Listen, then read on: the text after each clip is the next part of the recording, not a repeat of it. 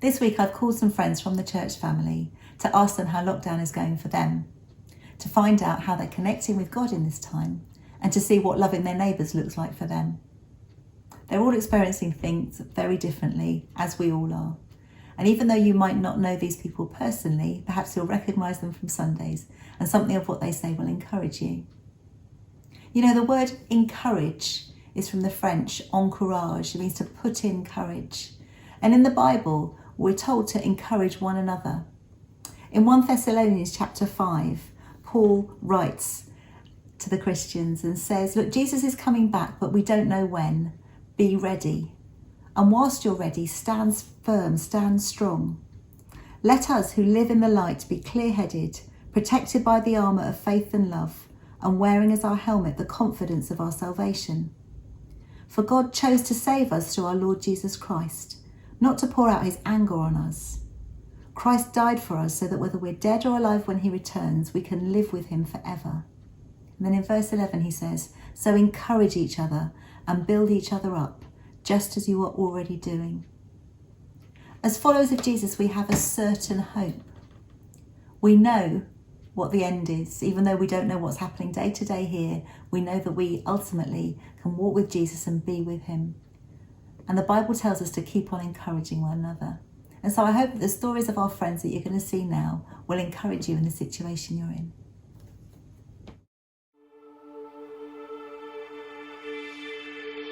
So I'm Olivia.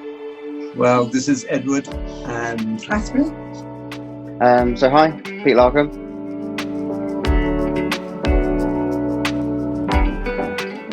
I'm here in Winchester at my flat, and I'm currently unemployed, but that's okay. And just here with my flatmate, which is really nice and not alone, and just being contacting friends and being productive and just chilling, hanging out. It's actually been really nice.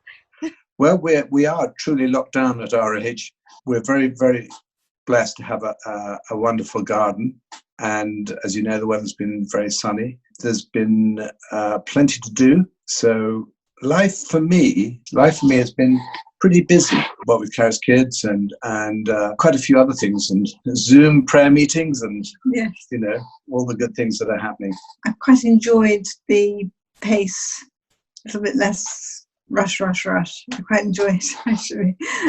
Yes, I take Shadow for a walk every day up the hill, and it gets my heart going. Right. And I do Pilates online, and I also I'm using a treadmill to try and keep fit. I am the father of 3 small boys, so Judah, Amos and Matthias, of 7, 4 and 2. So my house is busy. Hannah is my wife, and she is doing an amazing job of looking after the boys on a day-by-day basis, balancing on a very fine tightrope that homeschooling, parenting and housekeeping life, while I am locked away in this room, trying to keep work going, really. My normal day life is that I'm the person at the front of the room who delivers training, which obviously isn't happening at the moment. So a lot of my world now is through Zoom calls and conference calls, doing webinars, as well as kind of just one-to-one sessions. And the reason why all this is going on in the background is because I've taken over Matty's room and turned it into my training studio, so I can now put the computer up and move around the room and deliver training. Yeah, which isn't the same, but it's good enough.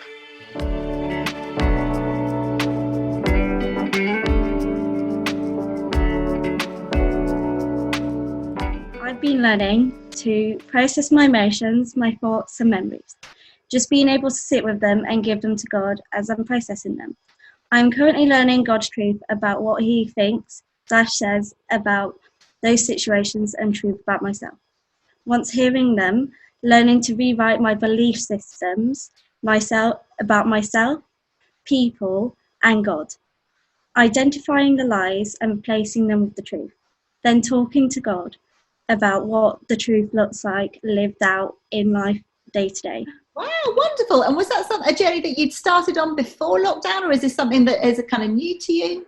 So it's been on and off throughout times, but of course with life being really busy, you start something 2 years ago and then it gets lost with busyness of life. But with being made unemployed and with lockdown, I really had to sit with my feelings, and that was really tough. But the process that Nigel was saying is something that I was working on a couple of weeks ago, and now this is now through the process of really listening to God and knowing his truths. I'm now in the process of rewriting my behaviour habits and how I live out those truths. So I'm like on the next steps. Wow, wonderful. So you're making good use of the time you've got. Trying. Brilliant. I'm learning different ways to communicate. So I'm writing to my mother who's deaf, and my dad's in hospital. So the only way we can communicate is by writing them letters. And we've sent cards to your family. And I'm learning to Zoom, which I've never done before. So I find that's really useful. We've also been collecting pictures of nice things, family times, whatever it is, and putting them together and printing them and sending them with a letter, so that in hospital he has a visual in front of him of what life was like, which is pretty miserable at the moment. My sister taught me just recently, she said, every Sunday evening I have a Zoom supper with my family who are nearby. And they bring the meal round and they eat together and they eat just over Zoom. I'd never thought of that. One of our neighbours does Zoom bingo once a week with her grandchildren. I'm not quite sure how that works, but she's enjoying it. So Yes. Because it is all change, I think I'm trying to, from time to time, think of who needs a telephone call or who needs a message or send a little gift or something just because somebody needs encouraging. Yes. And I think it's something I probably wouldn't have done unless I'd been in self-isolation. So it's kind of giving you a different perspective, basically.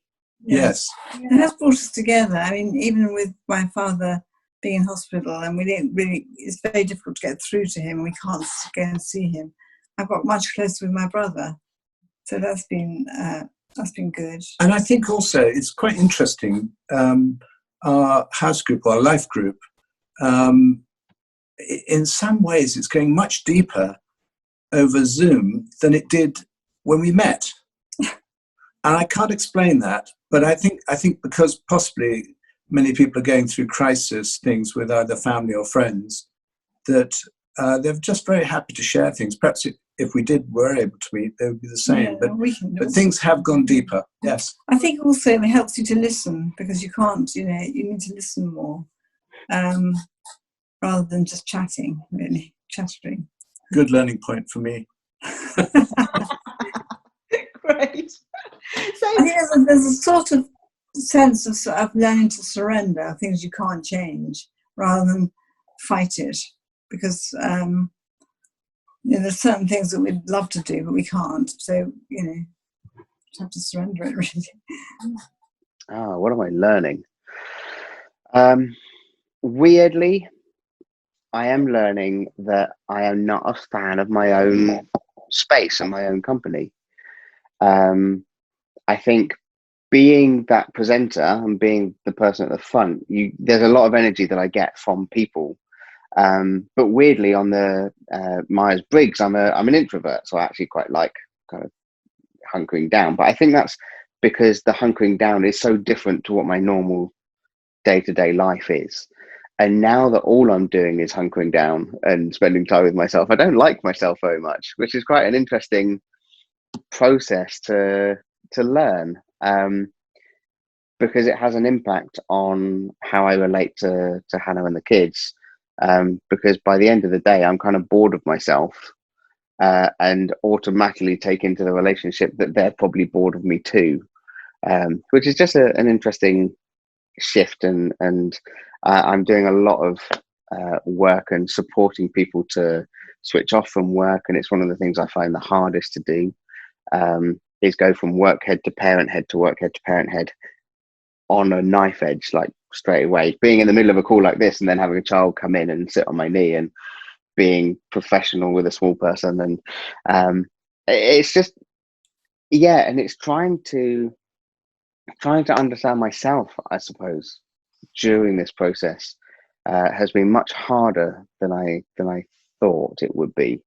I guess we spend a lot of our time busying ourselves so as we don't have to do that introspective stuff.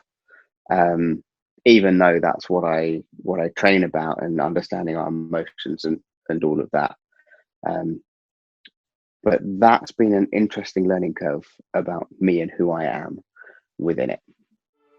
Thank you. That was deep, wasn't it? It was very deep. Thank you. No, it's wonderful.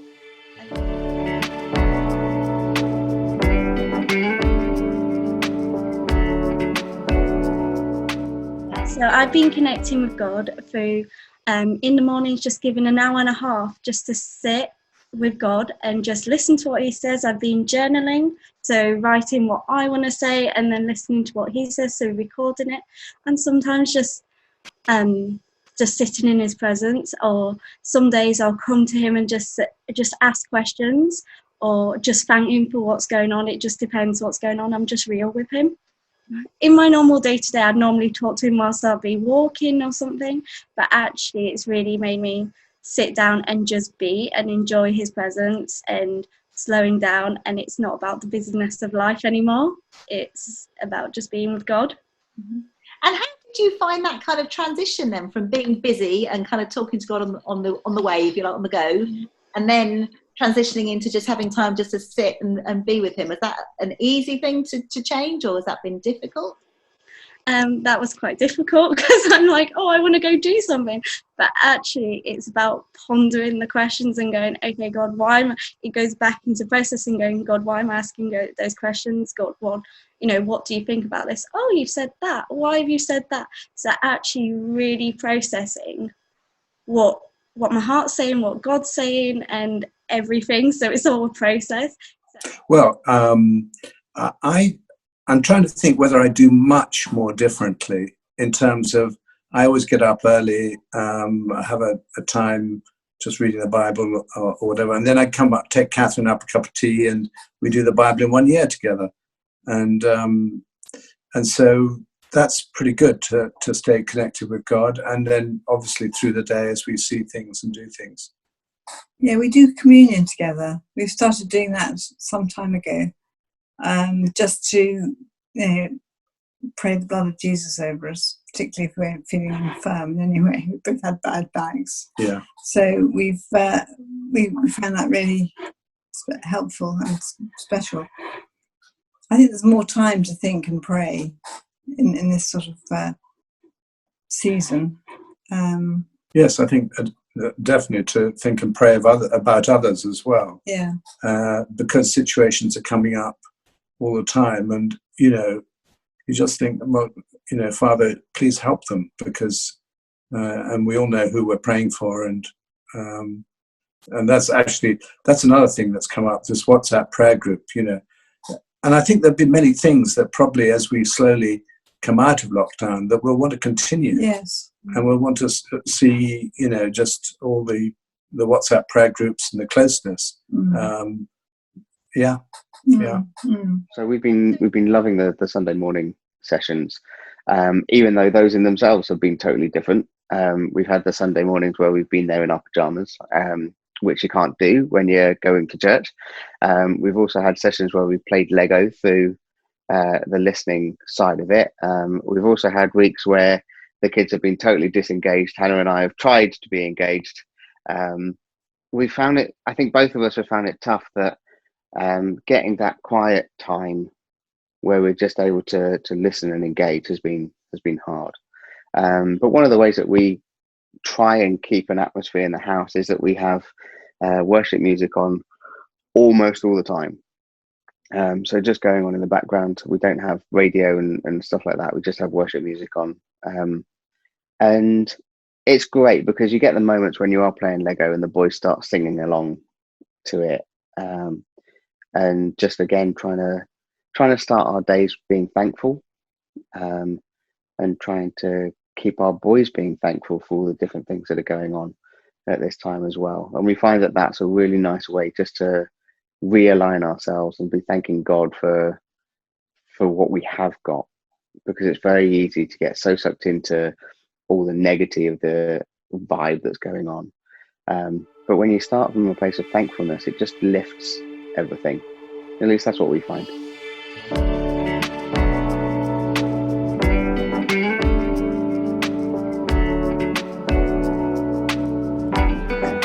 So it means just stopping, chatting to them, asking how their day's going, how they are doing. I've also been, because I bake on a weekend as my weekend treat, I've been giving away they've got an allergy, and they really, really appreciate it. And I've got to know some neighbours that I didn't even know were even around. And there's 2 neighbours who have not met yet. So I'm planning to bake something, then just knock on their door and use it as an excuse to chat to them. Oh, how lovely. I wish we were your neighbours. Yes, obviously we've looked at the neighbour course, and you tend to evaluate yourself on it. Where are you with your neighbours compared with the different stages they're talking about? And so with different neighbours, because of our road, we've all been in each other's houses already. Yes. And the question is, therefore, how deep can we go? And my view is it's much easier to go deeper when you're sort of just the 2 of you and 2 of them, rather than a bigger party, which I often find, Parties are good too. Parties are good too. And you get to meet more people in parties. Yes, we were invited to drinks just before lockdown with a couple who live up the road, a bit older than us, but I had a real connection with the lady, and she has got a very spiritual part of her heart. We had a great conversation, actually, and she's been on my heart a lot. I didn't have her phone number, so you bought a little box of chocolates, and I took it up, and I put it sort of like on the doorstep, rang the bell, and stood back. And in that time that I've been thinking about her, she's been in hospital for heart problems, but she's back home now. But it was just interesting that I felt I must do something, and I was able to say, "I'm so sorry, and we'll get together when you're better, when this is all over." Yeah. So that was. So I think it's slow steps. Yeah. It would just take opportunities and trying to be challenged to be courageous and not fearful. Especially, I think, in this season, the gift of listening is really powerful, isn't it? That, if people are on their own or just with one other person they're talking to, having somebody else who would just give them time to listen is really important. I know that I value that when people listen to me, so I think loving our neighbour, it's not all about being the answer to everything, is it? Or getting our point across, but it's just being Jesus to them wherever they are, in however they need it at the time, whether it's through a box of chocolates or a listening ear or whatever. And actually it can be when you're being vulnerable, like my Pilates teacher, she's been helping me with my back. My back's been, your back's bad too, but she's been, I've got much closer to her because she's actually trying to help me, and I've been able to say thank you so much, you've been such a help to me. And so sometimes it's good to be vulnerable. Absolutely.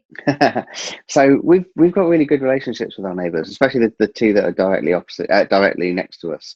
But when all this happened, we followed the kind of, why don't you post out to your neighbours and kind of create a WhatsApp group. So we've done that, and we've got a WhatsApp group.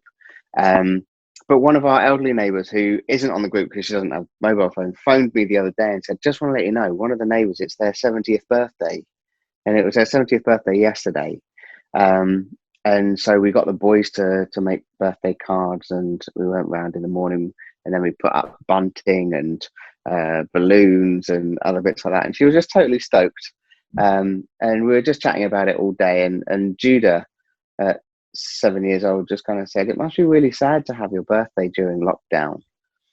So can we kind of go to the shops and get her some flowers and things like that? And this was literally at dinner time. And so it was just one of those moments where I just thought, you know what, you've got to jump on this. I said, yes, let's do it. And so we don't live far from Waitrose, but we jumped in the car and went, and there were like 4 people in the queue, so it wasn't too bad. But then I just asked him to choose the flowers, so we kind of got a bunch of a bouquet of flowers. And we then know that she likes Cadbury chocolate, so we went round and found the Cadbury's chocolate, and Judah picked up the small one and said, it's not big enough, and went off and got one of the massive bars of chocolate. And then kind of got home and went round for the second time to wish her a happy birthday. And I saw her this morning, and she just said it was so lovely to have that. And I think just being able to go out of your way to make that connection, I suppose. And it does help when you've got good neighbours that you get on with. But what I've certainly found is the Thursday evening clapping in the street has enabled us to see and meet our neighbours, social distancing, of course, but actually begin those conversations and get to know more of our neighbours, which has been really, really good. So that's been a good process. I love that, and I love the fact that it's Judah whose idea it was to go and get the shopping. And there is that choice at the dinner time. You could be going, actually, it's really nearly time for bed, and you've got to get into your pajamas. But you jumped on that and took the opportunity, and what a great memory for him as well about kind of kindness in action. So great job. And it was lovely because she said, I do hope that we get to see Judah turn into a teenager. And she said, because you can totally see the kind of person that he's turning into. Lovely. And she said, I really hope we can watch that journey progress. And I just thought that was lovely as an acknowledgement for, like you say, the kind of character that he is, or he's turning into, certainly. And a bit of a proud dad moment as well, got to be said. Absolutely, yeah, well, you should be. That's cool.